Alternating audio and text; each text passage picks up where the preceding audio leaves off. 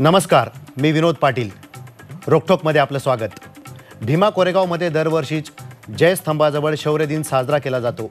दरवर्षी लाखभर लोक अभिवादन करण्यासाठी भीमा कोरेगावमध्ये जमतात. मात्र जे काल घडलं ते यापूर्वी कधी घडलं नाही आणि घडेल असं कधी वाटलंही नाही. विशेष म्हणजे या शौर्य दिनाला 200 वर्ष पूर्ण होत असतानाच अशी लाजिरवाणी घटना घडावी हे महाराष्ट्राच्या पुरोगामित्वाला शोभणारं नाही. मात्र या निमित्तानं अस्वस्थ करणारे अनेक सामाजिक प्रश्न उपस्थित झालेले आहेत. कोरेगाव भीमामध्ये घडलेली ही जर दंगल होती तर ही दंगल कधी उत्स्फूर्त असते का? जर हा पूर्वनियोजित कट होता तर याचा हेतू नेमका काय होता? जातीय ध्रुवीकरणासाठी रचलेलं हे षडयंत्र होतं का? हे वेळीच रोखता येऊ शकलं असतं का? आणि याला यंत्रणांचं अपयश म्हणायचं का? यासारख्या असंख्य प्रश्नांचा वेध आपण घेणार आहोत भीमा कोरेगावचा वाद या रोकठोक कार्यक्रमात.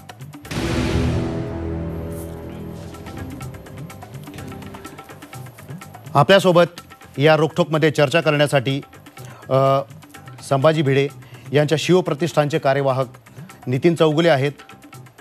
तसंच अमर साबळे खासदार भाजपचे आपल्यासोबत आहेत. आणि थोड्याच वेळात ॲडव्होकेट प्रकाश आंबेडकर देखील भारिप बहुजन महासंघाचे अध्यक्ष हे आपल्याला जुळतील आणि त्यांच्याशी आपण ह्या सगळ्या प्रश्नांचा वेध घेणार आहोत. सुरुवातीलाच मी जातोय नितीन चौगुलेंकडे, कारण ही जी काल घटना घडली आणि याचे जे काही तीव्र पडसाद आज दिवसभर संपूर्ण राज्यात मुंबईमध्ये उमटले, त्याची जबाबदारी आणि त्याचा एकंदरीतच आरोप हे संभाजी भिडे आणि मिलिंद एकबोटे यांच्यावर ठेवण्यात आले आहेत. आणि त्याच्यामुळेच त्यांच्या विरोधात आज ॲट्रॉसिटीचा गुन्हा दाखल करण्यात आलेला आहे. चौगुले, मला सांगा की संभाजी भिडे आणि मिलिंद एकबोटे या दोघांवरती दंगल आणि ॲट्रॉसिटीचे गुन्हे दाखल करण्यात आलेले आहेत. याच्यावर तुमची काय भूमिका आहे?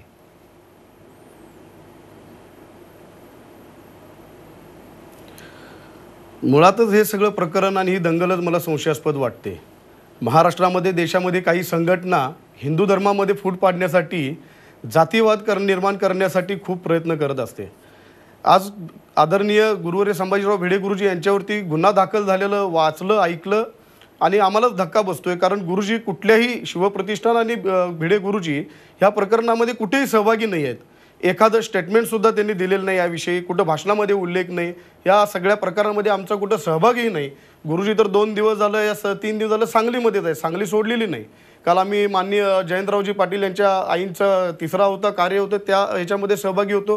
गुरुजींनी सांगली सोडलेली नाही. तरीसुद्धा गुरुजींच्यावरती ज्यांनी फिर्याद दिली त्यांनी आरोप केलेत की दगडफेक झाली, जाळपोळ झाली आणि ह्या सगळ्यामध्ये आम्ही प्रत्यक्ष त्यांना बघितलं आहे. तर हा फिर्यादच मुळात खोटी आहे आणि हा जाणीवपूर्वक भिडे गुरुजींना मुद्दाम जाणीवपूर्वक टार्गेट करण्यासाठी किंवा त्यांच्यावर त्यांची बदनामी करण्यासाठी हा जाणीवपूर्वक केलेला कट कारस्थान आहे.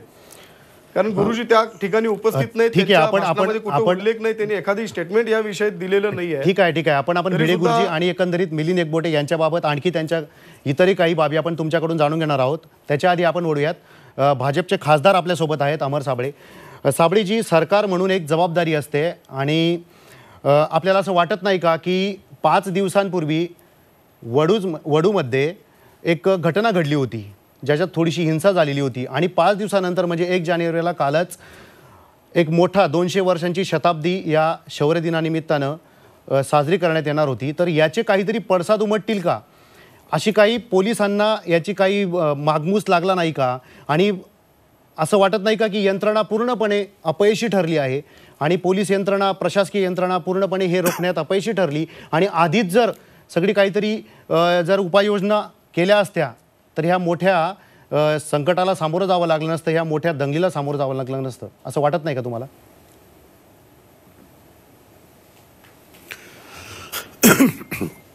मला असं वाटत नाही. कारण वडू बुद्रुकमध्ये घडलेल्या घटनेनंतर पोलिसांनी कायदेशीर कारवाई केलेली आहे. त्या ठिकाणी संबंधितांवर गुन्हे दाखल केलेले होते. त्यामध्ये पुन्हा त्या दोन्ही पार्ट्यामध्ये समेट घडवण्याचा सुद्धा प्रयत्न पोलिसांनी त्या ठिकाणी केलेला आहे. त्यानंतर भीमा कोरेगावचा जे शौर्य दिन आहे या निमित्ताने की सर्व बाबासाहेब आंबेडकरांच्या विचारावर श्रद्धा ठेवणारे आणि त्या शौर्यस्तंभाला मानवंदना देण्यासाठी मोठ्या संख्येने लोक येणार आहेत याची जाणीव पोलिसांना होती. त्याप्रमाणे पोलिसांनी तसा चोख बंदोबस्त सुद्धा ठेवला होता. ही घटना घडल्यानंतर सुद्धा पुणे पोलिसांनी आणि महाराष्ट्र सरकारने जी जबाबदारी बजावलेली आहे त्यामुळेच अनुचित प्रकार घडले नाहीत. आणि त्यानंतर सुद्धा लाखो लोकांनी त्या शौर्यस्तंभाचं दर्शन घेतलं, मानवंदना दिली आणि नंतर लोक आल्यानंतर ते सुखरूप पोचलेत. याच्यामध्ये महाराष्ट्र सरकार आणि पुणे पोलिसांनी अत्यंत साबळे साहेब तुम्ही म्हणताय की पोलिसांना तुम्ही शाबासकीची थाप देताय, तुम्ही शाबासकीची थाप देतायत पोलिसांना, परंतु काल जे काही घडलं आणि त्याच्या आत जे काही पडसाद उमटले ते सगळ्यांनी पाहिले. काल संध्याकाळी देखील हिंसात्मक घटना घडल्या. त्याच्यामुळे आपण पुन्हा एकदा जाऊयात नितीन चौगुले यांच्याकडे. चौगुले, मला सांगा की संभाजी भिडे म्हणजे तुमची एकंदरीत विचारधारा, तुमची संघटना आणि मिलिंद एकबोटे हे तुम्ही हातात घालूनच सगळ्या काही गोष्टी करत असतात, म्हणजे तुमचे विचार जुळतात, तुम्ही सोबत जातात. तर मला सांगा की जो पुण्यात जी काही एल्गार परिषद झाली होती 31 तारखेला शनिवार वाड्यावरती, तर ही एल्गार परिषद होण्याआधी मिलिंद एकबोटेंनी याच्यावर आक्षेप घेतला होता आणि शनिवार वाड्यावर अशी काही परिषद घेण्याची परवानगी देऊ नये असं निवेदनही त्यांनी पोलिसांना दिलं होतं आणि त्यांना त्याचं स्वातंत्र्य आहे. परंतु त्या निवेदनात त्यांनी एक गोष्ट नमूद केली होती. ते म्हटले होते की हा जो शौर्य दिन आहे तर याच्याबाबतच त्यांनी इतिहासाबाबतच त्यांनी थेट संशय व्यक्त केला होता, या शौर्य दिनाबाबत संशय व्यक्त केला होता आणि असं त्यांनी निवेदनात नमूद केलेलं होतं. तर एवढ्या दशकांपासून हा शौर्य दिन जर सुरू आहे, शांततेत सुरू आहे, त्याच वेळेस काही दिवसांपूर्वी आपण संभाजी महाराजांचं जे काही तुम्ही तिकडे सेलिब्रेट करतात हे सगळं सोबत शांततेने एवढ्या वर्ष सुरू असताना अचानक या निवेदनात अशा इतिहासाची संशय व्यक्त करणारं एक स्टेटमेंट नमूद करण्याची गरज होती का? तुम्हाला काय वाटतं? आणि त्याच्यामुळेच हे पुढे सगळं घडलं असं वाटत नाही का? मुळात हिंदुत्वाचं देशकार्य करणाऱ्या अनेक संघटना आहेत, ज्या त्या संघटना आपापल्या मार्गाने काम करत असतात. मिलिंद भाऊ आमचे संबंध चांगले आहेत, ते त्यांच्या हिंदुत्वाचं चांगलं काम करत असतात, गोरक्षणाचं काम करत असतात. आज शिवप्रतिष्ठान हिंदुस्थानमध्ये हजारो दलित बांधव सहभागी आहेत, हजारो धारकरी आमचे दलित समाजातले आहेत, हजारो धारकरी याच्यामध्ये सहभागी होतात. आत्ता आमच्याच गुरुजींचे शिवप्रतिष्ठानचं जे नियोजन आहे, पुढचा उपक्रम आहे गडकोट मोहीम आणि श्री प्रतापगड ते श्री रायगड 26 जानेवारी ते 30 जानेवारी जी मोहीम होणार आहे त्या कार्यक्रमामध्ये गुरुजी आणि सर्व धारकरी व्यस्त आहेत. नुकताच रायगडवरती संकल्प घेतला 32 मन हिंदवी स्वराज्य सुवर्ण सिंहासन उभं करायचं आहे, तो आम्ही संकल्प घेतला आहे. आम्ही सगळे कार्यकर्ते, गुरुजी तर महाराष्ट्रभर सगळीकडे सभा घेत फिरतायत, आम्ही ह्या सगळ्या गोष्टीमध्ये व्यस्त आहेत. त्यामुळे ह्या विषयामध्ये मिलिंद एकबोटे असतील पण आमचा याच्यामध्ये कुठेही सहभाग नाही, कारण आम्ही सगळे मोहीम आणि ह्या याच्यामध्ये सगळ्या कार्यक्रमामध्ये आमचे धारकरी आणि गुरुजी व्यस्त आहेत. पण मिलिंद एकबोटे आणि तुमचे हे सगळे कामं जी आहेत, जी काही चाललेली आहेत, संघटनात्मक कामं जी चाललेली आहेत ती सोबतच चालतात, सोबतच तुमची संघटनात्मक कामं चालतात. तर मग तुम्हाला असं वाटत नाही का की एकबोटेंनी ही जी काही भूमिका घेतलेली होती ती रास्त आहे का? त्याच्यावर तुम्ही भूमिका स्पष्ट करायला हवी. नाही, मी सांगितलं हिंदुत्वाच्या काम करणाऱ्या अनेक संघटना आपापल्या पद्धतीनं त्यांच्या मार्गाने काम करत असतात. काही आंदोलनं, काही संघटना हातात घेत असतात. आता आमचा सध्याचा कार्यक्रम आहे गडकोट मोहीम आणि रायगडवरती छत्रपतींचं 32 मन हिंदवी स्वराज्य सुवर्ण सिंहासन, त्या कार्यक्रमामध्ये आम्ही व्यस्त आहे. आमचा कुठेही सहभाग नसताना गुरुजींचं नाव घेऊन दंगलीचा सूत्रधार म्हणून त्यांच्यावरती गुन्हा दाखल होतो, ही सगळ्यात दुर्दैवी बाब आहे. ज्यांनी कोणी गुन्हा दाखल केला किंवा ह्याच्या मागचे जे लोक कोणी असतील यांच्यावरती चौकशी होऊन आणि ज्या पोलिसांनी हा गुन्हा दाखल करून घेतला कुठलीही खात्री न करता, ह्या सगळ्यांची चौकशी होऊन सत्य काय ते सरकारने चौकशी करून जनतेसमोर आणलं पाहिजे. ज्या दंगल भडकवण्यामागे, ह्याच्या मागे जे कोणी लोक असतील, हिंदू धर्मामध्ये जातीवाद करण्यासाठी जे लोक प्रयत्न करत असतील, ज्या संघटना असतील, त्या सगळ्यांची चौकशी होऊन सत्य काय ते शासनानेच सगळ्या जनतेसमोर आणलं पाहिजे. आपल्यासोबत आता अध्यक्ष भारिप बहुजन महासंघाचे अध्यक्ष प्रकाश आंबेडकर देखील आता आपल्यासोबत आहेत. आंबेडकरजी, तुम्हाला माझा प्रश्न आहे. आत्ताच साबळे सर आणि अमर साबळे आहेत आपल्यासोबत, भाजपचे खासदार, आणि त्यांनाही मी प्रश्न विचारला. नितीन चौगुले आहेत आपल्यासोबत, शिवप्रतिष्ठानचे कार्यवाह, त्यांच्याशी आमची चर्चा सुरू होती. तर तुम्हाला माझा प्रश्न आहे की भीमा कोरेगाव जवळ जे काही वडू बुद्रुक आहे त्या ठिकाणी 5 दिवसांपूर्वी एक घटना घडली हिंसात्मक छोटीशी, आणि त्याच्यानंतर 31 तारखेला तुम्ही एल्गार परिषद घेतली, ज्याच्यावर मिलिंद एकबोटे आणि इतरांनी आक्षेप घेतला होता हिंदुत्ववाद्यांनी, आणि त्याच्यानंतर 1 तारखेला हे असं काहीतरी घडतं विपरीत, दंगलच घडते असं म्हणायला हरकत नाही. तर या सगळ्या ज्या घटना आहेत यांचा एकमेकांशी संबंध आहे का? आणि तुम्ही मेनली म्हणजे की एल्गार परिषदेत तुमचाही सहभाग होता, तुमची तिथं आवर्जून उपस्थिती होती. तर आपल्याकडे असं माझं माझं माझं माझं एक त्याच्यामध्ये काय आहे की तिथे आम्ही होतो. PB सावंत आमच्याबरोबर होते, जस्टिस कोलसे पाटील आमच्याबरोबर होते त्या स्टेजवरती. तेव्हा ठरवलेला हा कार्यक्रम होता. पहिल्यांदा असणारा ज्यांनी असणारा विरोध केला त्यांनी पहिल्यांदा एक सांगावं त्यांचा कशाला विरोध होता. कार्यक्रमाला विरोध होता, भूमिकेला विरोध होता की कुठल्या व्यक्तीला विरोध होता.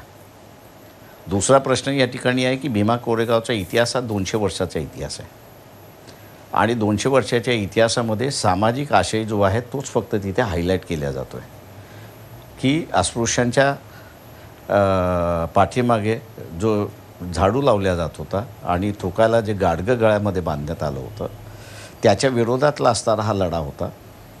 तेव्हा ह्याच्या विरोधामध्ये कोणाला असणारं संदर्भ आहे का त्यांनी असणारं सांगावं. तिसरं ह्याच्यामध्ये हा जो काही अभिवादन करण्याचा जो कार्यक्रम आहे तो काही पहिला कार्यक्रम नव्हता. एक 25 वर्षाचा इतिहास तर मलाही स्वतःला त्याच्यामध्ये माहिती आहे की ते अभिवादन करायला लोक त्या ठिकाणी जमतात. गावातली लोकंसुद्धा त्याच्यामध्ये असणारं मदत करतात. भारताची मिलिटरीसुद्धा मला माहिती आहे 90 ते 95पर्यंत तिथे असणारं सलामी द्यायला त्या ठिकाणी असणार येत होती. आणि यावर्षी तर महाराष्ट्र शासनाने असणारा तो शौर्य दिवस म्हणून मानायचा म्हणून असं ठरवलं होतं.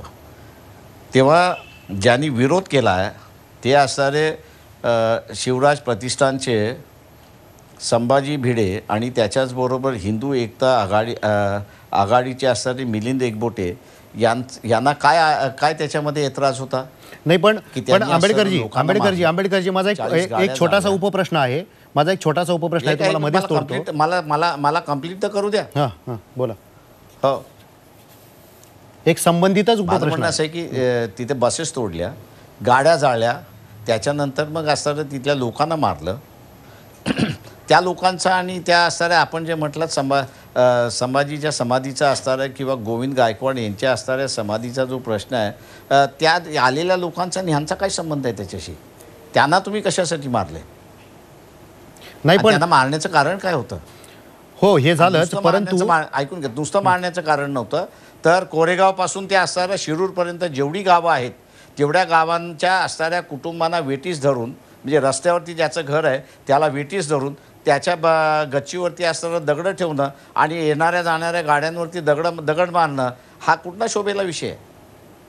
नाही पण एकंदरीत हा घटनाक्रम आपण जर बघितला, एकंदरीत या सगळ्या याचं जे मूळ आहे ते पुण्यात आहे की काय असं एकंदरीत जाणवतंय. कारण की तुमचा जो कार्यक्रम होता एल्गार परिषद जी होती त्याला मिलिंद एकबोटेंनी आक्षेप घेतलेला होता. कशा म्हणजे तुम्ही असणारा कशाचा जोडायला निघालेला आहात. नाही मला फक्त एवढं म्हणायचं की मिलिंद संभाजीची समाधी वेगळी, ऐका आणि हा असणारा बरोबर अभिवादन करण्यासाठी जमलेला याच्यामधला संबंध काय आहे. बरोबर.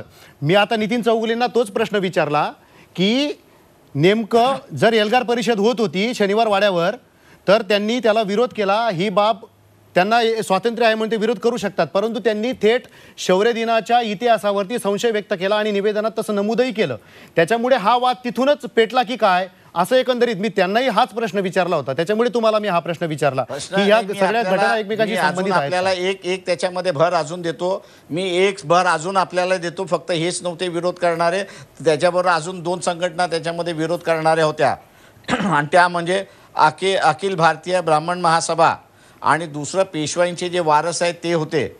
शेवटी पेशवाईच्या वारसांनी सांगितलं तर आमची चर्चा झाली, आमचं असणारं समाधान झालं. त्याच्याच बरोबर इथला असणारं अखिल भारतीय ब्राह्मण महासभेचं माझ्याशी त्यांचं बोलणं झालं आणि त्यांनी ज्यावेळेस ते आमची भूमिका ज्यावेळेस ऐकली त्यावेळेस ते म्हणले पुढच्या वर्षी आम्ही त्याच्यामध्ये सहभागी होतो. बरोबर आहे आंबेडकरजी तुम्ही म्हणता ते बरोबर आहे. तेच आपण चौगुलेंकडनं उत्तर घेऊया. काय आहे तो तरी सांगा ना. तुमचे आक्षेप जे आहेत ना तेच आपण उत्तर घेऊयात चौगुलेंकडनं. चौगुले काय म्हणाल तुम्ही, जे काही प्रकाश आंबेडकरांनी तुमच्यावर आरोप केलेले आहेत आणि संभाजी भिडे आणि एकबोटेंवर ॲट्रॉसिटीचा गुन्हाही दाखल झाला आहे, ते तर आधी तुम्ही त्याच्यावर स्पष्टीकरण दिलं, परंतु आता जे काही तुमच्यावर आरोप केले आहेत त्याच्यावर तुमचं काय उत्तर? माझं म्हणणं आहे अॅट्रॉसिटीचा गुन्हा काढून टाकण्यात यावा. एक लक्षात घ्या, अॅट्रॉसिटीचा गुन्हा काढून आपण देण्यात एक मिनिट यावा. तुमच्या फक्त तुमच्या आधीच्या तिथे प्रश्नांना बघितलं उत्तर होतं, घेऊया. तिथे चौगुले असणारा रामोशी पण होता, तिथे असणारा कुंभार होता, तिथे मराठा चौगुले, समाज बोला, सुद्धा बोला. होता. तिथे असणारे इतर नाही, संघटना सगळ्यात सुद्धा पहिला होत्या. मला प्रकाशजींना गुन्हा दाखल झाला पाहिजे, विचारायचंय, तो 302 चा सगळ्यात गुन्हा पहिला दाखल झाला प्रकाशजींना पाहिजे. विचारायचंय, त्यांनी बोला चौगुलेजी, मला- बोला बोला बोला. हॅलो, हां, मला प्रकाशजींना सगळ्यात पहिला एक प्रश्न विचारायचा आहे की त्यांनी कुठल्या आधारावरती, कुठल्या पुराव्यावरती संभाजीराव भिडे गुरुजी यांचं नाव घेतलं? त्यांना सरळ नाव माहीत नाही, त्यांना संघटनेचं नाव माहिती नाही. कुठल्या आधारावरती, तुमच्याकडे कुठले पुरावे आहेत? एखादं गुरुजींचं पत्रक आहे की गुरुजींचं स्टेटमेंट आहे, किंवा तुमच्याकडे कुठलं भाषण आहे की तुम्ही गुरुजींच्यावरती थेट असा आरोप करता? कुठल्या मुद्द्यावरती करता तुम्ही? कुठल्या पुराव्यावरती करता? ते पोलीस बघून कुठल्याही घेतील, प्रकारचं तुम्ही बघून गुरुजींचं घेण्याचं तिथे कारण निवेदन नाहीये. आहे, कुठलं स्टेटमेंट आहे माझं- किंवा माझं आंदोलनाचा लोकांचं- इशारा माझं दिला? असताना काही चर्चा नसताना सरकारसमोर तुम्ही आणि जर आरोप पोलिसासमोर गुरुजींच्यावरती जे करत कोणी होतं असता त्यांच्या तर याच्या असताना मागे नाव काहीतरी मी वेगळा आणलेलं विषय आहे. आहे. पोलीस त्याच्यावरती असणारा कारवाई करतील. त्याच्यामुळे तुम्ही पोलिसाच्या रोलमध्ये येऊ नका अजिबात. नाही, आपण आता बघितलं आंबेडकरजी पण तुमच्या कशा- आक्षेपांना त्यांनी कुठल्या- उत्तर दिली. कुठल्या आधारावरती मला आपण एखाद्या व्यक्ती तक्रार देतो तर मला या कुठल्याही सर्व जबाबदार या तुमच्या आरोप महाराष्ट्रामध्ये प्रत्यारोपांवरती मला लाखो साबळेंचं मत जाणून घ्यायचं आमदारांचे प्रमुख आहे. आहे. आंबेडकरजी, चौगुलेजी, आमना सामना नाहीये, एवढं लक्षात घ्या. नाही. त्याच्यामुळे असणारा हा सामना, तुम्ही कुठल्या हा सामना आधारावरती करण्याचा त्यांच्यावरती, प्रयत्न गुरुजींच्यावरती करू आरोप नका. करता? तुम्ही अँकर म्हणून भूमिका तिथे बाजवा. मला जी माझी भूमिका मांडायची आहे ती मांडली आहे, त्यांना नाही त्यांची भूमिका नाही मांडायची बरोबर आहे ती मांडू द्या. आंबेडकरजी, मी तेच तुम्ही म्हणतो. असणारे हे सामने लावण्याच्या तुम्ही भाकरीत नाही नका नाही आंबेडकरजी, तुम्ही जे आक्षेप घेतले ना त्याला त्यांनी उत्तर दिलं. आपण आता तुमच्या आरोप प्रत्यारोपांवरती साबळेंची काय भूमिका आहे? साबळे सर, तुम्हाला काय वाटतं की या सगळ्या घटनेला राजकीय रंग दिला जातोय आणि एकंदरीतच एक मतांचं ध्रुवीकरण आहे की काय? म्हणजे तुम्हाला काय वाटतं, यांची जे काही आरोप प्रत्यारोप चालले आहेत त्याच्यावर तुमची भूमिका काय आहे आणि याला राजकीय रंग दिला जातोय का?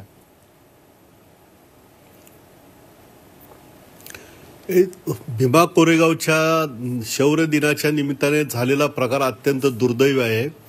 त्या ठिकाणी श्रद्धेने लोक त्या ठिकाणी आले होते आणि त्यांच्यावर जो काही हल्ला झाला हे दुर्दैव आहे, हे अत्यंत चुकीचं आहे, निषेधार्ह आहे. त्यामुळे संपूर्ण समाजामध्ये एक अस्वस्थतेची भावना निर्माण झालेली आहे. परंतु महाराष्ट्राचे सामाजिक सलोखा अबाधित राहण्यासाठी सर्वांनी सामंजस्याची भूमिका घेणं गरजेचं आहे. माननीय मुख्यमंत्र्यांनी सिटिंग जज उच्च न्यायालयाचे यांच्या अध्यक्षतेखाली एक चौकशी समिती घोषित केलेली आहे आणि या ठिकाणी आमचा जो बंधू मृत पावलेला आहे, त्यांची हत्या झालेली आहे, त्यांची CIDची चौकशी करण्याचे आदेश दिलेले आहेत. ह्या दोन्ही चौकशा व्यवस्थित पार पाडण्यासाठी आपण सर्वांनी सहकार्य करूया आणि जो दोषी असेल तो कोणत्याही जातीचा असू द्या, धर्माचा असू द्या, कुठल्याही झेंड्याखाली काम करणार असू द्या, त्याच्यावर कठोर कारवाई झाली पाहिजे. कारण समाजामध्ये तेढ वाढवण्याचा जो दुर्दैवी प्रकार झालेला आहे तो निषिद्ध आहे आणि महाराष्ट्राच्या पुरोगामी विचारसरणीला तो बाधा आणणार आहे. त्यामुळे राजकारण कोण करतं ह्याच्यापेक्षा महाराष्ट्राची गरज आहे ही सामाजिक सलोखा आणि सामाजिक समता अबाधित राहील याच्यासाठी आपण सर्वांनी प्रयत्न केला पाहिजे. मला बरोबर म्हटलात साबळेजी. आंबेडकरजी, एक छोटासा प्रश्न आहे की तुम्ही आज शांततेचं आवाहन केलं, म्हणजे राग आहे पण शांतता राखावी असं तुम्ही म्हटलं आणि बऱ्यापैकी त्याला रिस्पॉन्सही मिळाला. परंतु मला सांगा की उद्या आपण महाराष्ट्र बंदची हाक दिली आहे तर हे जरा परस्पर विसंगत होत नाही का? म्हणजे उद्या परत काही अनुचित घडलं तर? आमचं आजही म्हणणं असं आहे की साबळेंनी आता सांगितलं एक जण त्या ठिकाणी मेलेला आहे. दंगलीला आदेश कोणी दिलेत त्यांची नावं आम्ही सांगितलेली आहेत. ॲट्रॉसिटी कायदा लावून ह्याच्यामध्ये काही जमणार नाही आहे हेही मी असं म्हणतो. ॲट्रॉसिटी कलमं जी आहे ती काढून टाका माझं म्हणणं आहे. ज्यांची नावं घेतलेली आहेत त्यांच्यावरती 302ची कारवाई झाली पाहिजे. शासन कारवाई करणार नसेल तर लोक कारवाई करायला तयार आहेत, एवढं लक्षात घ्यावं. परिस्थिती जोपर्यंत माझ्या ताब्यात आहे तोपर्यंत मी कंट्रोल करणार. उद्या तुम्ही सगळ्या ठिकाणी दंगली होण्यापेक्षा एकाच दिवशी ऐकून घ्या आता जरा 2 मिनिटं. हाच प्रयत्न आहे त्यांचा, हाच प्रयत्न सगळ्या ठिकाणी दंगली होत आहेत त्याच्यापेक्षा एक संघटित रीत्याने असणारा आक्रोश बाहेर पडावा आणि सरकारने कारवाई करायला सुरुवात करावी, नाहीतर लॉ अँड ऑर्डरमध्ये सरकार अडकलं तर कारवाई होणार नाही हेही आम्हाला माहिती आहे. त्याच्यामुळे उद्याचा असणारा बंद महाराष्ट्रातला शांततेने पार पडेल. फक्त त्याला असणारा कोणी गालबोट लावण्याचा प्रयत्न करू नये एवढंच माझं फक्त लोकांना आव्हान आहे. त्या निमित्ताने दुसरं एक आहे की ह्या देशामधला असणारा जो वाद चालला आहे की शांतता पाहिजे की अशांतता पाहिजे, याच्यातलं सुद्धा सर्वसामान्य माणसं कुठल्या बाजूने कौल देतील हा ह्या बंदामधलं उत्तर आहे असं मी त्या ठिकाणी मानतो. एका वाक्यात फक्त ज्यांनी त्या उत्तरातला मग संदेश घ्यावा. आंबेडकरजी, एका वाक्यात फक्त आपण शांततेचं आवाहन काय कराल? हा एकोपा जो महाराष्ट्रात आहे तो टिकून राहावा यासाठी जे वातावरण बिघडून चाललंय, ज्याची किंमत सामान्य माणसाला मोजावी लागते, एका वाक्यात फक्त एका वाक्यात. आपलं डोकं पहिलं मी एका सांगतो, मी आपल्याला मागासपासून असणारा सांगतोय की हे जे कार्यक्रम झाला हा एका जातीचा कार्यक्रम नव्हता. तुम्ही जर ते पत्रक जर त्या ठिकाणी बघितलं तर त्या पत्रकामध्ये या 200 वर्षाच्या लढाईमध्ये कुठल्या कुठल्या समाजाने भाग घेतला होता त्यांची नावासकट संख्यासकट आम्ही असं केलेलं आहे. आणि त्यांनी सगळ्यांनी मिळून 250 संघटना एकत्र आल्या. PB सावंत यांना असणारं त्याचं त्यांनी प्रमुख केलं आणि त्यांच्या अध्यक्षतेखाली हा कार्यक्रम पडला. तेव्हा कृपा करून हा एका जातीचा कार्यक्रम हे लेबल लावण्याच्या डोक्यातून पहिल्यांदा बाहेर पडा. ओके. तेव्हा त्या सगळ्यांच्या वतीने त्यांनी ज्यावेळेस बंद केला त्यावेळेस त्यांना सगळ्यांना पहिल्यांदा मी विचारलं, शांततेने पार पडणार असेल तर मी पुढाकार घेणार, नाही तर घेणार नाही. बरोबर. त्या सगळ्या संघटनांनी सांगितलं की हा बंद शांततेने बंद पडेल याचं आश्वासन त्यांनी मला दिलंय आणि म्हणून मी लोकांना ते आश्वासन देतो. ओके, क्या बात आहे. चला, आपण शांततेचं आवाहन केलंय आणि त्याला जनता चांगला प्रतिसाद देईल असं आपण आशा बाळगूया आणि ही शांतता अशीच नांदावी असंही आपण आशा बाळगायला हरकत नाही. साबळे सरांनी त्यांचे विचार मांडले, चौगुले त्यांनी त्यांची भूमिका स्पष्ट केली, आंबेडकर सरांनी आता उद्यासाठी शांततेचं आवाहन महाराष्ट्राला केलेलं आहे. सगळ्यात महत्त्वाचं म्हणजे आपण डिजिटल ह्या युगात आहोत, कॅशलेस सोसायटीचा आपण नारा देत आहोत गेल्या कित्येक दिवसापासून. परंतु ही सोसायटी कॅशलेस होण्यापेक्षा जर कास्टलेस झाली तर फार चांगलं होईल.